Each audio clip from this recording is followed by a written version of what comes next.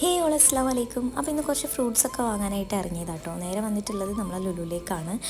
എമിന് സ്കൂളിലേക്ക് വേണ്ടിയിട്ട് ഞാൻ കൂടുതലായിട്ട് കൊടുത്തു വിടുന്നത് ഫ്രൂട്ട്സാണ് കേട്ടോ. അവന് കൂടുതൽ ഫ്രൂട്ട്സ് കഴിക്കാനാണ് ഇഷ്ടം.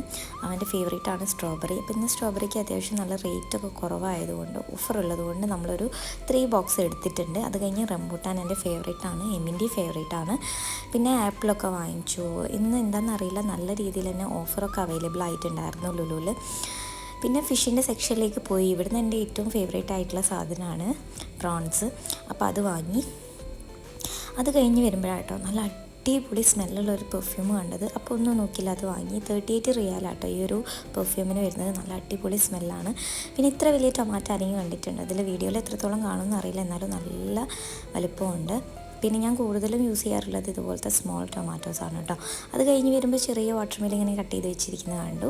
അപ്പോൾ അതും എടുത്തു. അപ്പോൾ അത്രയേ ഉള്ളൂ ഇന്നത്തെ വീഡിയോ.